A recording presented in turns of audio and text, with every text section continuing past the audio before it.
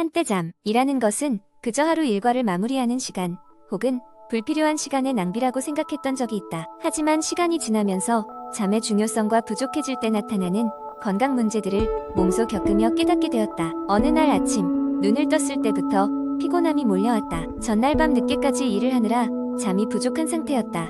그날의 첫 회의를 겨우 끝냈을 때 나는 생기 없는 눈으로 거울을 보았고 다크서클이 그 어느 때보다 진해진 것을 확인하였다. 나의 첫 번째 발견은 피부의 노화 가속화였다.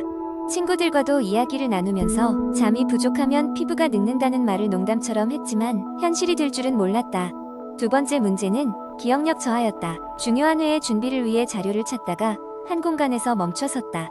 어떤 중요한 정보를 잊어버렸음을 느끼며 머릿속이 텅 빈 것 같은 기분을 느꼈다. 잠을 충분히 자지 않으면 뇌의 정보 처리 능력과 기억력이 떨어진다는 것 직접 체험하게 되니 그 심각성을 알게 되었다. 잠이 부족해서 생기는 세 번째 문제는 다름 아닌 면역력 저하였다. 항상 건강하다고 자부하던 내가 그해 봄 독감에 걸리고 말았다. 면역 체계가 잠과 깊이 연관되어 있다는 것을 뒤늦게 깨닫고 더 이상 내 몸을 혹사시키지 말아야겠다는 결심을 하게 되었다. 네 번째 문제는 비만 위험 증가였다. 업무 스트레스로 인해 식욕이 줄어들 것이라고 생각했던 나의 예상과는 달리 야식을 자주 찾게 되었다. 잠이 부족한 사람이 야식을 더 찾게 된다는 연구 결과가 있음을 알고 나 자신을 통제하기 위한 계획이 필요하다는 것을 느꼈다. 마지막으로 다섯 번째, 정신건강에 문제가 생겼다. 잠을 충분히 자지 못하면서 나도 모르게 우울해졌고 작은 일에도 쉽게 화를 내는 나를 발견하게 되었다. 이 모든 것이 잠 부족의 결과라는 것을 여러 전문가의 글과 논문을 통해 확인하게 되었다. 이 일련의 경험을 통해 잠이라는 것이 단순히 휴식의 문제가 아닌 건강의 모든 것을 좌우할 수 있는 중요한 요소라는 것을 몸소 깨달았다. 이후 나는 나의 생활 방식을 완전히 바꿔야 했다. 매일 규칙적으로 잠자리에 들고 충분한 수면을 취하기 위해 최선을 다하게 되었다. 잠 부족으로 인한 건강 문제들을 겪으며 나는 성공적인 삶의 비결은 시간이 아닌 잠에서 시작된다 는 교훈을 얻을 수 있었다. 두 번째 이야기, 한때 헤어스타일에 남다른 관심을 가지고 있던 나에게 탈모라는 그림자가 드리워졌다. 어느 날 아침 샤워를 하며 머리를 감고 나서 거울을 보니 두피가 드러나는 부분이 더 넓어진 것을 발견했다. 처음에는 단순한 머리카락의 계절성 탈락인 줄로만 알았지만 시간이 지나면서 탈모인 것 같다는 생각에 불안해졌다. 그렇게 탈모를 예방하기 위해 내가 시작한 생활습관 변화 7가지가 나의 일상의 일부가 되었다. 첫 번째로 나는 스트레스를 관리하는 데 집중하기로 했다. 대학 시절부터 이어져 온 만성 스트레스는 탈모의 주요 원인 중 하나라고들 했다. 주말에는 걷기나 명상으로 마음의 안정을 찾으려 했고 평일에는 일과 적절한 휴식을 유지하며 스트레스를 조절하려고 노력했다. 두 번째로 식단 관리를 시작했다. 식사는 머리카락 건강에 중요한 영향을 미친다고 하여 나는 신선한 채소, 과일, 그리고 단백질이 풍부한 음식을 섭취하기 시작했다. 특히 비타민 B와 오메가3 지방산이 많이 함유된 음식을 먹으려 노력했다. 알약으로 영양제를 복용하는 것을 넘어 자연식품으로 건강을 챙기기로 한 것이다. 세 번째로 나는 규칙적인 운동을 생활화하기로 했다.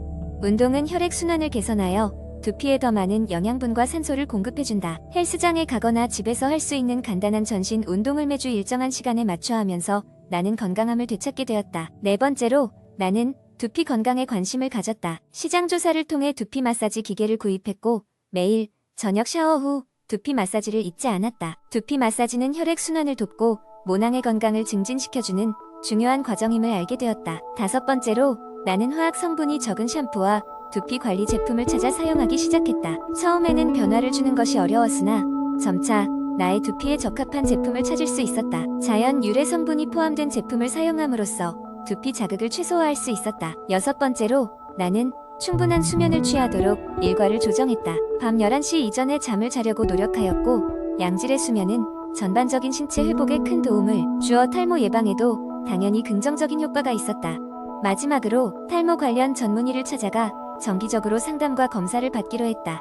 스스로 예방 노력을 하는 것도 중요하지만 전문가의 조언과 도움을 받는 것은 훨씬 더 체계적으로 문제를 해결할 수 있도록 도와주었다. 이러한 7가지 생활 습관을 약 6개월간 꾸준히 지키면서 나는 머리카락 상태가 조금씩 개선되는 것을 느낄 수 있었다. 물론 탈모라는 문제가 단기간에 해결되는 것은 아니었지만 시간이 지날수록 나는 점점 더 긍정적으로 바뀌는 나의 상태를 보고 희망을 가지게 되었다. 이러한 변화의 과정을 통해 나는 생활 습관이 얼마나 중요한지 다시 한번 깨닫게 되었고 앞으로도 이 습관들을 유지해 나가기로 다짐했다. 세 번째 이야기. 어느 작은 마을에 한 의사가 살았다. 그는 항상 마을 사람들의 건강을 돌보며 그들과 건강에 관한 긴 이야기를 나누곤 했다. 어느 날 의사는 마을 회관에서 슈퍼푸드로 건강 지키기에 관한 강의를 열기로 결심했다. 그는 10가지 슈퍼푸드를 중심으로 이야기를 풀어나가기로 계획했다. 강의 날 마을 사람들이 하나둘씩 회관에 모였다. 의사는 따뜻한 미소를 머금고 이야기를 시작했다. 여러분 안녕하십니까? 오늘은 우리의 건강을 지켜줄 10가지의 놀라운 슈퍼푸드에 대해 이야기하려고 합니다. 이 식품들은 단순한 음식이 아닌 건강을 변화시킬 수 있는 힘을 지니고 있습니다. 사람들이 호기심 어린 눈길로 의사를 바라보았다. 의사는 첫 번째 슈퍼푸드를 소개했다. 먼저 소개할 친구는 바로 블루베리입니다. 블루베리는 강력한 항산화 작용을 하는 것으로 유명하죠. 기억력 개선과 노화 방지에 특히 유용합니다. 매일 아침 한 줌의 블루베리를 드셔보세요. 그 효과를 금세 느끼게 될 것입니다. 사람들은 메모를 하며 고개를 끄덕였다. 이어서 그는 두 번째 슈퍼푸드를 언급했다. 다음은 퀴노아입니다. 이 작은 곡물은 단백질과 필수 아미노산이 풍부하여 채식주의자나 건강한 식사를 원하는 분들에게 이상적입니다. 또한 글루텐이 없으니 글루텐에 민감한 분들도 안심하고 드실 수 있습니다. 강의는 계속되었고 시간은 어느덧 흘러가고 있었다. 의사는 세 번째 슈퍼푸드로 생강을 소개했다. 생강은 장 건강에 아주 좋습니다. 소화를 돕고 면역력을 증진시키며 염증을 줄이는 데에 탁월한 효과가 있죠. 생강차 한 잔이면 하루가 훨씬 활기차질 것입니다. 네 번째로는 아보카도이었다. 아보카도는 건강한 지방이 풍부하여 심장 건강에 도움이 됩니다. 비타민 E와 칼륨도 풍부하여 피부와 머리카락을 더욱 건강하게 가꿀 수 있습니다. 그 다음으로는 시금치가 소개됐다. 시금치는 철분과 비타민 K의 좋은 공급원입니다. 뼈 건강을 돕고 빈혈을 예방할 수 있습니다. 익히 드셔도 좋지만 샐러드로 드신다면 더 많은 영양소를 섭취할 수 있습니다. 사람들은 점점 더 이야기에 빠져들었다. 다음은 연어에 관한 이야기였다. 연어는 오메가3 지방산이 풍부하여 심장 질환을 예방하는 데에 효과적입니다. 일주일에 2~3번 연어를 드셔보세요. 몸 전체의 변화가 느껴질 것입니다. 이어터 의사는 고구마에 대해 이야기했다.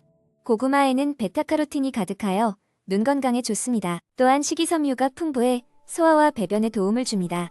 다양한 요리로 즐길 수 있는 고구마를 식탁에 올려보세요. 그는 8번째 슈퍼푸드로 견과류를 설명했다. 견과류는 단백질과 건강한 지방의 훌륭한 공급원입니다. 식단에 아몬드나 호두를 추가하면 심장 건강도 지키고 신경계통도 강화할 수 있습니다. 9번째로는 케일이 소개되었다. 케일은 비타민 A, C, K가 풍부하여 면역력을 높이고 세포 건강을 지켜줍니다. 샐러드나 스무디에 케일을 넣어 더욱 영양가 있는 음식을 만드세요. 마지막 10번째로는 다크 초콜릿이었다. 다크 초콜릿은 항산화제가 풍부하여 심장을 보호하고 혈압을 낮추는 데에 도움을 줍니다. 적당한 양을 즐기시면 건강에 좋을 뿐만 아니라 스트레스 완화에도 도움이 됩니다. 강의가 끝난 후 마을 사람들은 박수갈채를 보냈다. 그들은 새로운 정보뿐만 아니라 건강을 위한 새로운 영감을 얻고 돌아갔다. 의사는 그들이 지속적으로 슈퍼푸드를 통해 건강을 관리하고 행복한 삶을 이어가길 바랐다. 여러분, 건강한 식단은 곧 행복한 삶의 시작입니다. 잊지 마세요. 우리의 몸은 우리가 먹는 것으로 이루어져 있습니다. 네 번째 이야기. 옛적에 현대 생활의 바쁜 리듬과 무리한 식단 사이에서 건강을 찾고자 하는 사람들로 가득한 마을이 있었다. 그들은 체중 감량을 위해 무수히 많은 다이어트를 시도하곤 했는데 그 전략은 때로는 건강에 치명적인 결과를 낳기도 했다. 그래서 마을 원로들은 큰 결정을 내렸다. 그들은 안전한 다이어트 전략을 찾자는 목표 아래 각자 자신의 경험과 지혜를 모아 여러 이야기를 통해 가장 안전한 다이어트 전략을 만들어 나가기로 결심했다. 첫 번째로 마을의 현명한 할머니는 이뤄냈다. 간헐적 단식을 고려해보면 어떨까? 그녀는 오랜 세월 동안 건강을 위해 특히 아침 해가 뜬 뒤에야 첫 끼를 먹는 습관을 유지해왔고 그 덕분에 건강한 노년을 보낼 수 있었다고 했다. 그녀의 이야기는 마을 사람들에게 매일의 식사 시간을 어떻게 재조정할 수 있는지를 생각하게 만드는 중요한 계기가 되었다. 다음으로 의사 출신의 마을 청년은 영양소의 균형에 대해 말했다. 그는 다이어트를 시작할 때 탄수화물, 단백질, 지방의 균형이 무너지는 경우가 많다고 지적했다. 우리의 몸은 다양한 영양소를 필요로 해 한쪽으로 치우친 식단은 잠시 체중을 줄일 수 있어도 결국 건강을 해치게 돼.